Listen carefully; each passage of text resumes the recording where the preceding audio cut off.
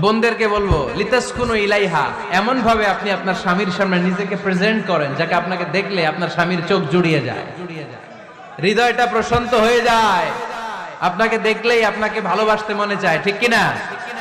এজন্য রব্বুল আলামিন বলেন, আমি নারীদেরকে তৈরি করেছি লিতাসকুনু ইলাইহা, যেন পুরুষেরা স্ত্রীদের সংস্পর্শ যখন পায় পুরুষদের হৃদয়টারে প্রশান্ত করে দেয় কে? রব্বুল আলামিন বলেছেন খাদিজার জন্য জান্নাতে আমি এমন একটা ঘর বানিয়েছি যেই ঘরের মধ্যে কোনো বিশৃঙ্খলা নাই।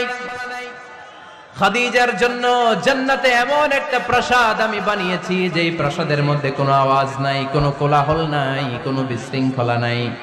কারণ খাদিজা আমার নবীকে এমন একটা ঘর উপহার দিয়েছে যেই ঘরের মধ্যে কোনো বিশৃঙ্খলা ছিল না, আওয়াজও ছিল না। পড়েন সুবহানাল্লাহ। ওমরে ফারুক রাদিয়াল্লাহু তাআলা আনহু ওনার ক্যাবিনেট মিনিস্ট্রির বৈঠকে এ আব্দুল্লাহ ইবনে আব্বাসকে পাশ দিয়ে বসায় রাখতেন। বয়স্ক সাহাবারা এটা পছন্দ করতো না। তারা বলতো, ঘটনা কি? আব্দুল্লাহর মতো ছেলে নাতি আমাদের আছে, এরা কেন রাখে ওমরে ফারুক? ওমরে ফারুক এটা টের পেলেন। তিনি বুঝতে পারলেন যে ক্যাবিনেট মেম্বাররা এটা পছন্দ করে না, ছোট্ট আব্দুল্লাহরে কেন রাখি, কেন যে রাখি এটা একদিন বুঝাবো। একদিন মিটিংয়ে তিনি সবাইকে বললেন, ইদা জাআ নাসরুল্লাহি ওয়াল ফাতহ। এই আয়াত দ্বারা উদ্দেশ্য কি বলেন তো মুরব্বী সাহাবীরা? এক সাহাবী বলেন, এ সূরা দ্বারা উদ্দেশ্য আল্লাহ বলেছেন আমাদেরকে বিভিন্ন ল্যান্ড, বিভিন্ন এলাকা বিজয় করতে হবে। ওমরে ফারুক বললেন, না, হয়নি। আরেকজন বললেন, বিজয় হওয়ার পর আমাদের বেশি বেশি আল্লাহর বরত্বের ঘোষণা দিতে হবে, এটা উদ্দেশ্য। ওমরে ফারুক বললেন, না, হয় নাই। যারা জিজ্ঞেস করেন কেউ পারে না। সব শেষে বিশ্বনবী ছোট্ট আব্দুল্লাহরে বলেন, আব্দুল্লাহ, ইদা জাআ নাসরুল্লাহি ওয়াল ফাতহ এর দ্বারা উদ্দেশ্য কি বলো তো? ছোট্ট আব্দুল্লাহ বলেন, হুয়া আজালু রাসূলিল্লাহ।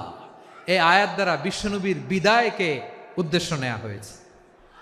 ওমরে ফারুক বললেন, হাযা হুয়া, এটাই তো সঠিক উত্তর, এটাই সঠিক তাফসীর এই আয়াতের।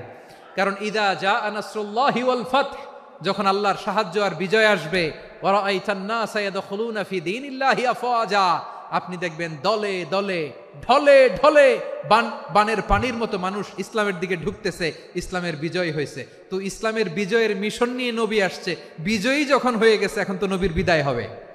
জোরে বলেন ঠিক কিনা? কোন সাহাবী এই সূক্ষ্ম কথাটা ধরতে পারে নাই, ওই আব্দুল্লাহ ছাড়া।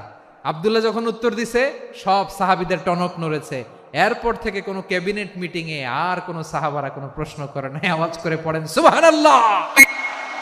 বিশ্বনবী আব্দুল্লাহ ইবনে আব্বাসকে দ্য এডুকেটর অফ দ্য উম্মাহ, উম্মার শিক্ষাবিদ হিসেবে গ্রহণ করেছেন। আওয়াজ করে পড়তে হবে আল্লাহু আকবার।